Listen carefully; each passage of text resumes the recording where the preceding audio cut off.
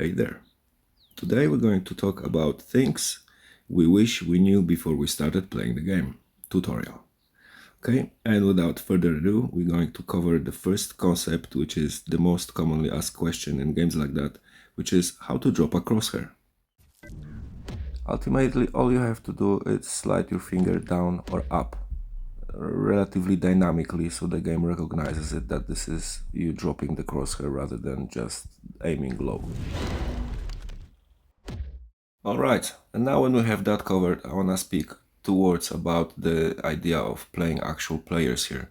You see, this game, it's a copy and a clone of a game called Hunting Sniper, which kind of commends this type of hunting games, more focused on sniping and the actual zooming and shooting in terms of getting higher level skill shots and stuff like that.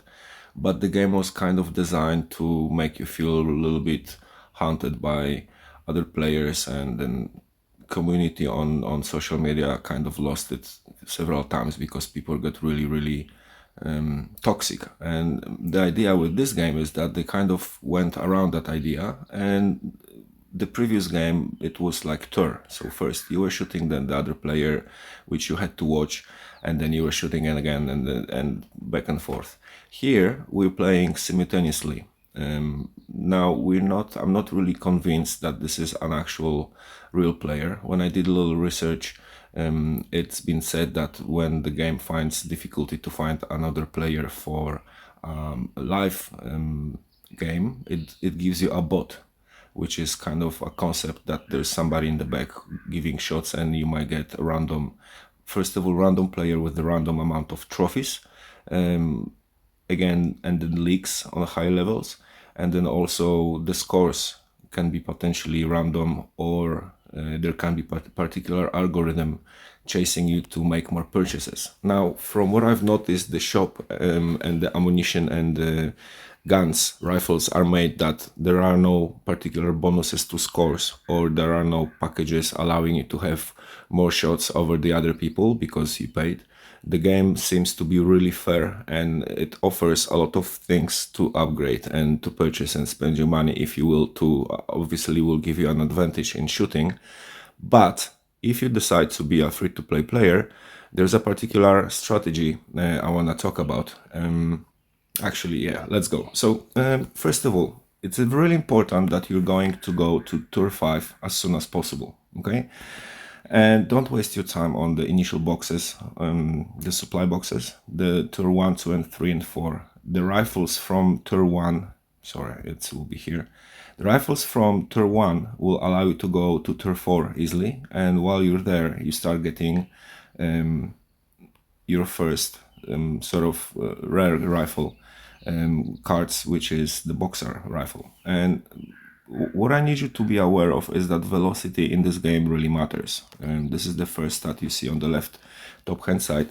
And velocity ultimately is the speed of the bullet leaving the barrel, which means that it will be a shorter delay between the shot and a cartwheel, you know. And in order, actually, by the way, while we are around cartwheels, I'm really happy because this game recognizes headshots, and you have approximately 40% points more for headshots rather than hard shots. So it's really important for you to learn how to give those. They're a little bit pain in the ass because, especially if you try to shoot a kangaroo or like a lizard, their heads are quite tiny.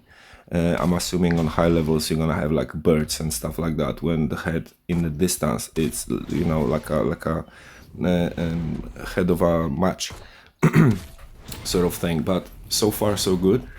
So yeah, coming back to what we were saying, you wanna push to that Tour 5, because what happens in Tour 5, you're going to get first of all, let's go to store. You'll notice that the price for the diamond crate increases with each tour, and this is the one I'm talking about, and this is the one which offers you the first elite rifle, and you're going to get that. Just don't get overexcited because it says you're gonna get elite. People go then to gear, they watch elites, and they get excited. They go like, whoa, I'm gonna get one of those rifles. Nobody, you're gonna get rifle from Tour 5, which is, this is the one, okay? So that's the first rifle you're going to get if you're on Tour 5 and you're gonna purchase the diamond crate, you're going to get that rifle there. Unless you push to tier 6, that you're gonna have 50% that you're going to get this one or the one which will kick in from tier 6. Okay, you can check in a moment. I mean, when you want what rifles are available there. I might at some point when I open them all do a tutorial about speaking about the difference, because actually while I'm here, this is the ammunition. This is the 4th day of me playing this game, and this is the ammunition I've collected playing tournaments and winning some of those, and then opening crates and stuff like that. So as you see, the game is not too bad in terms of giving you extra bits and pieces to play a little bit. I'm using so far just the basic common. I want to see how far I can go with that, because the strategy in this game is slightly different. You will have 2 types of rifles, one with higher velocity, and then you'll have another one with higher fire rate and magazine. Now that matters when you have events with multiple animals, like you have 10 or 12 or 13 animals and you have to kill them all, and sometimes people don't aim quickly enough. That rifle will make a difference, but you'll naturally shoot better out of this. And if you go till the end, you'll notice that those rifles are kind of divided in between. So I potentially will aim to play with Hemingway because it has the fastest velocity. Therefore, when we start, I'm going to talk later on cover about how to use mils and dots in terms of how to target to people who don't really grasp the idea. We're going to talk about it in a moment, but ultimately the highest velocity, this plus ammunition, will give you the easiest way to shoot, and then also the bullet will travel the furthest before it will start falling down. Right, let's continue. I didn't say the most important thing. Guys, the reason also why we should push to tier 5 when you're at the beginning of the game, or regardless where you are later, you want to push as high, as late as you can. You don't have to play that tour, okay? But all the boxes you're going to get from all the freebie boxes the game offers, like for example, I don't remember, I think this is just the free cash, but you're gonna have on the bottom of the store here, once a day, this will be tier 5. Okay, so also all the boxes you will have from the tournaments. This is another thing. This is a very cool feature. If the developers of this game are watching it, guys, this is freaking brilliant, and let me explain why. I'm a quite old horse, all right? I'm nearly 50. I know I don't sound like, I sound like I'm 20 something. My students tell me that too. No problem. I've been playing games all my life, all right? And these games, I really enjoy it. And this option to those tournaments, even though we have, right, we have the leaderboards and all that, there's no pressure. You're playing, and it's just you versus your skills versus, even though if I go here and if I play knowing that it might be potential bot, but it's another player and I see each shot, it kind of still creates a form of stress, which at some point I choose not to play. But now I can play this, and this is brilliant because it allows me to stay with this game much longer. And after a long time spending playing months and making tutorials and content for the other game, I left it rather disappointed because the game just didn't fulfill, you know, my need. I feel like this game is absolutely capable of doing it. So well done for this brilliant idea, and keep pushing. All right, let's move on. All right, how to aim with mils and dots. Let's take 3 distances. The smallest one is right in front of your nose, the middle one is the medium distance, and the greatest arrow is the furthest. Okay, now let's get the animal, and this is where you're gonna aim if you aim right in between its eyes. Okay, because it's the shortest, so there's no delay, no adjustment required.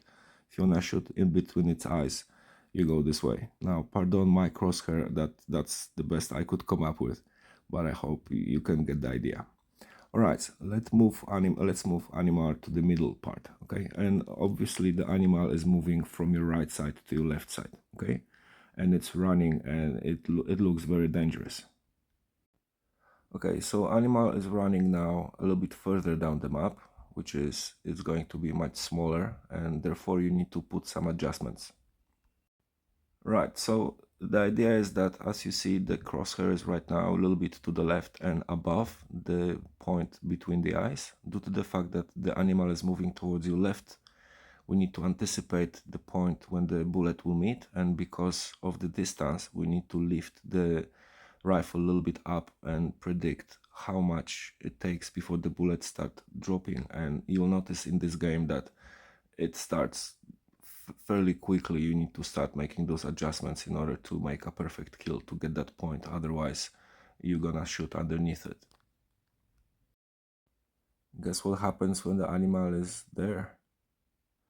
Right, this is when high level engineering and mathematics kicks in, and that will be roughly what you'll be forced to do. You have to go much ahead of the running animal. Again, I'm highlighting that the animal is running from your right to your left, so it has to be shot right ahead of it and much higher, so the bullet will meet the animal on the line of the vertical line of your crosshair right there. So it's a little bit like you want to throw a frisbee to the open window of driving car. You'll have to throw way ahead of that car in order that they will meet at that point, which you need to imagine in your head.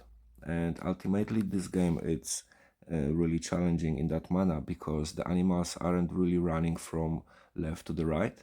They're gonna pop out on the furthest deepest line, and then sometimes they're going to go all the way across the field right in front of your rifle. So all you have to do is just wait a little until the target gets closer, and within the first 4 tours, first 3 are very repetitive. You will learn the pathways and you know how the animals are running very quickly. It's very easily to figure out the distances.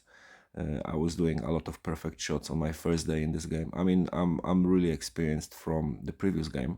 I'm being modest and honest about it. I'm not a biggest killer. There are much better snipers and shooters than me. I'm just really loving the game, and that's why I decided to make this tutorial, hoping that will help you. All right, guys. With this little situation, I'm going to finish my performance here. If you have any comments, any feedback, please drop them in the comment section. If you haven't subscribed it yet, please do so. I'm going to put a lot of content from this game and from Sniper Battle as well, the other game of these guys who make this game. It's very similar but very much different, and it's really cool as well. Anyway, thank you for watching, and see you out there. Take care.